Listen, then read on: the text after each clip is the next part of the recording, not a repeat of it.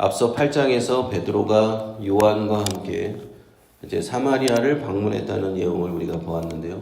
그리고 예루살렘으로 다시 돌아왔던 것을 기억을 합니다. 이제 다시 9장에 와서 32절부터 베드로가 주변에 유대에 흩어진 기독교 공동체를 방문하는 것으로 보고 있습니다. 예루살렘에 한번 핍박의 그 바람이 불고 나서 스데반이 순교하고 나서 이제 그 흩어졌던 예루살렘의 핍박을 피해서 도망하였던 성도들이 그 루따나 욥바와 같은 그런 지역으로 흩어져서 거기서 기독교 공동체 교회를 이루고 있었다 하는 것이죠. 루따라는 지역은 당시의 유대 소지역 행정구역의 어떤 중심 지역지로서 중요한 지역이었다고 기록하고 있습니다. 거기서 애니아라고 하는 사람을 만났죠. 그가 중풍병으로 8년 동안 침상에 누워 있었는데 하나님께서는 베드로를 통하여서 성령의 능력, 부활하신 예수님의 능력이 나타나도록 역사하십니다. 그래서 예수께서 이 땅 위에서 사역하실 때 그 베드로와 사도들 앞에서 행하신 그대로 베드로도 사역을 하는 것을 볼 수가 있어요. 중풍병자를 지붕을 뜯어서 달아 내리웠을 때 예수님께서 하신 말씀이 있죠. 일어나 내 상을 가지고 집으로 가라 하셨던 예수님의 복음서에 통해서 우리는 그 말씀을 알고 있습니다. 그와 동일하게 베드로 역시 중풍병으로 산 위에 누운 지 8년이나 된 병자에게 그 이름은 애니아였습니다. 애니아야, 예수 그리스도께서 너를 낫게 하시니 일어나 내 자리를 정돈하라 라고 명령을 하고 그가 일어나는 기적을 보게 되었습니다.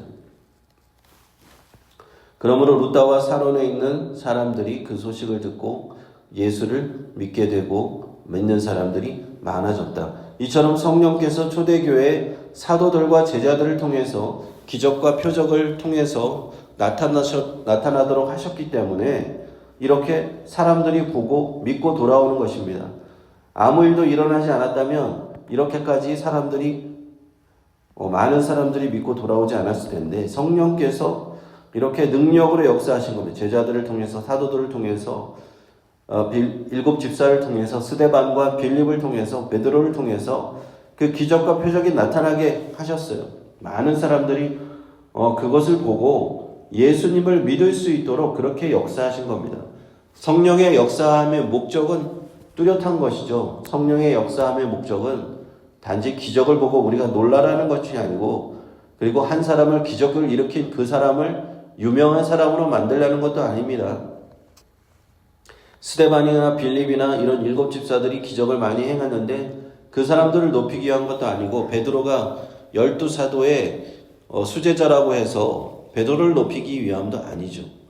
우리가 성령의 능력이 나타나는 것, 우리가 교회를 통해서 하나님의 능력이 나타나는 것은 믿지 않는 자들이 예수님을 믿게 하기 위해서 그것이 나타나는 겁니다.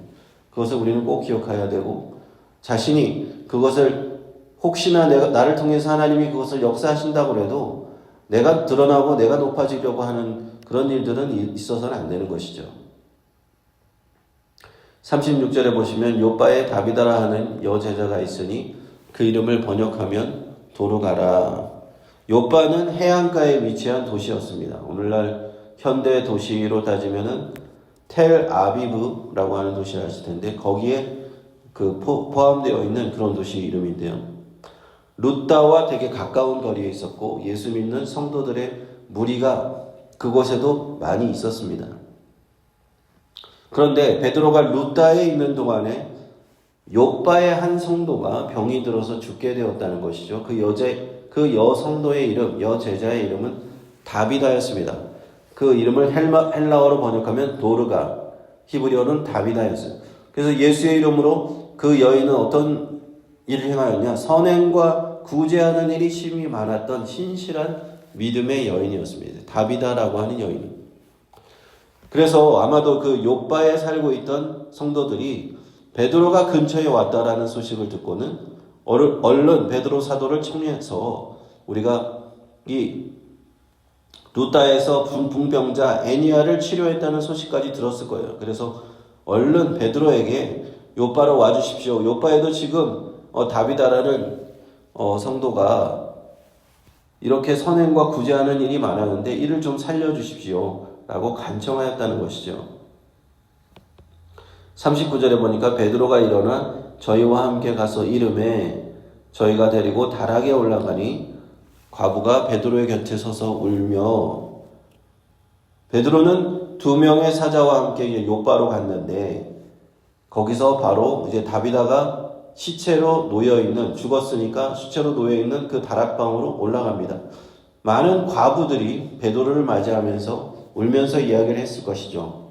우리 다비다라는 이 여인이 살아있을 때 우리 과부들을 위해서 이렇게 선행을 많이 지었습니다. 우리에게 지었던 우리 그 옷을 보여주면서 제발 다비다를 살려달라고 애원하는 모습을 보는 것입니다. 우리가 앞서도 사도행전에서 계속 등장하지만 과부들이 그 교회 안에 많이 있었다는 것이죠.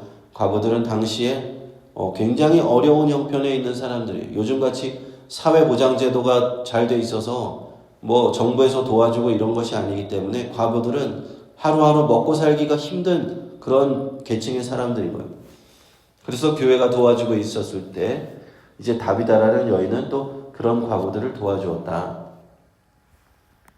이처럼 예수의 이름으로 선행과 구제를 많이 행한 사람은요, 그가 죽은 이후라도 그의 이름을 사람들이 기억하는 것이죠. 하나님께서도 그걸 기억하시고 주님께서도 그 상급을 물론 주실 테지만 살아있는 성도들도 그가 죽은 후에 그를 기억하는 겁니다.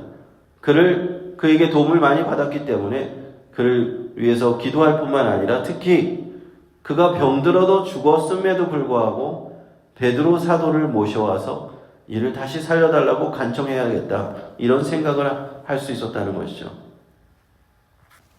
그로 미루어 볼 때 얼마나 이 다비다의 믿음과 행함은 사람들을 감동시켰었던가 하고 우리는 추측을 해볼 수가 있습니다.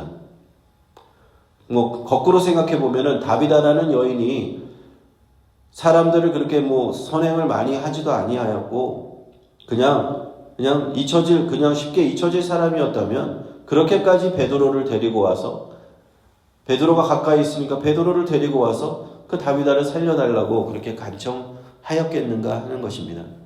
그만큼 우리가 선행과 구제를 할 때 사람들 앞에서 인정받고 하나님 앞에서도 인정받게 되는 것을 우리는 또 말씀을 통해서 볼 수 있는 것이죠. 베드로는 이제 그 사람들을 다 내어보냅니다. 아마도 예전에 예수님께서 이 땅에 계실 때에 예수님과 같이 행했던 그런 일들이 다 떠올랐을 거예요. 회당장 야이로의 딸을 살리려고 갔을 때 예수님께서도 그 베드로와 요한 빼고는 다 내보내셨거든요. 똑같이 행합니다. 40절에 베드로가 사람들을 다 내어보내고 무릎을 꿇고 기도하고 이제 예수님께서 행하신 그 말씀을 거의 비슷하게 합니다. 예수님께서는 달리다굼 하면서 소녀야 일어나라 하면서 그 죽은 소녀를 일으키셨거든요. 그런데 베드로는 우리가 원어를 보면은 달리다굼 하면은 달리다는 소녀라는 뜻이고 쿰은 일어나라는 뜻입니다. 소녀야 일어나라. 달리다굼, 아람어로 달리다굼 하면 소녀야 일어나는字인데 베드로가 뭐라고 얘기했는가 한번 보십시오. 40절에 다비다 쿰 이렇게 얘기하는 겁니다. 다비다야 일어나라. 다비다의 이름을 부르면서 다비다 쿰 이렇게 하니까 다비다가 그의 눈을 떠서 베드로를 보고 일어나 앉았다. 예수님께서 말씀하신 것과 굉장히 비슷하죠. 달리다 쿰, 다비다 쿰. 이 원어가 아람어로서 그 예수님이 하신 말씀과 굉장히 비슷한 말씀으로 예수님께서 하셨던 그대로 죽은 다비다를 살리는 이것을 사도행전은 보여주고 있는 것입니다. 성령께서 이렇게 사도들을 통해서 역사하시는 것, 이것을 보고 나서 이제 42절에 요바에 많은 사람들이 이것을 알고 또 주를 믿게 되었다. 루다에 있는 사람들 중풍병자 애니아가 일어나는 것을 보고 예수님을 믿게 되었고, 요바에 있는 사람들도 다비다가 죽었다가 살아나는 것을 보고 예수님을 믿게 되었다. 이 얼마나 놀라운 일입니까? 그래서 이 베드로를 통한 이런 초대교회의 역사를 통해서, 성령의 역사를 통해서 교회는 점점점 이렇게 왕성하게 성장하게 되는 것이고, 많은 믿지 않았던 유대인들이 다 예수님 앞에 나오게 되는 겁니다.